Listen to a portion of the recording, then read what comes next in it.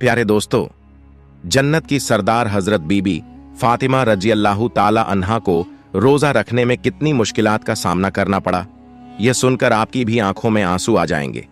लिहाजा वीडियो को आखिर तक जरूर देखें। प्यारे दोस्तों, मदीना में रमजान की खुशियां फैल रही थीं।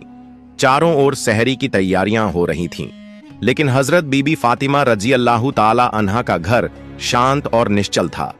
हजरत फातिमा रजी अल्लाह ताला अन्हा पूरी रात इबादत करने के बाद रोजा रखने के लिए सहरी खाने आगे बढ़ीं, लेकिन देखा कि घर में एक बूंद पानी के अलावा कुछ भी खाने को नहीं था।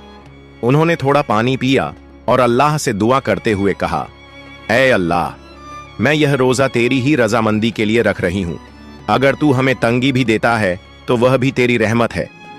जैसे ही यह दुआ खत्म हुई, मस्जिद ए नबवी से फजर की मधुर अजान की आवाज गूंजने लगी, जो मानो पूरे मदीना को इबादत के लिए जगा रही थी।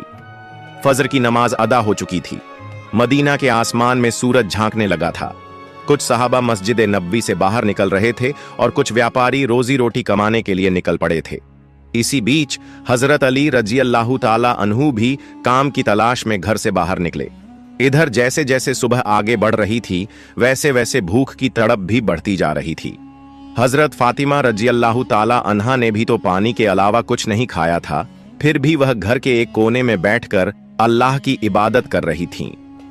इसी समय छोटे हसन और हुसैन रजी अल्लाह ताला अन्हुमा धीरे धीरे अपनी मां फातिमा रजी अल्लाह ताला अन्हा के पास आए और मासूम आवाज में बोले, अम्मी जान, हमें बहुत भूख लगी है, हमें कुछ खाने को दो, अब तो भूख सहन नहीं हो रही।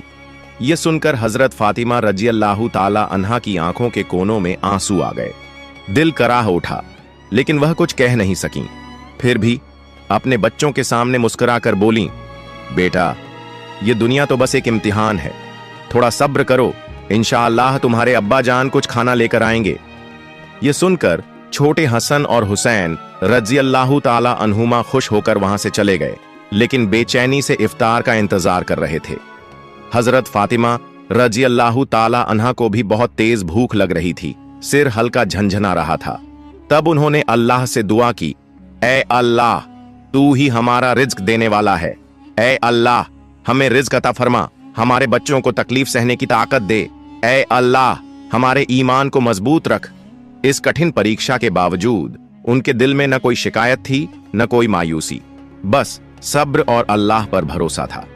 इधर हजरत अली रजी अल्लाह ताला अन्हु को अब तक कोई काम नहीं मिला था।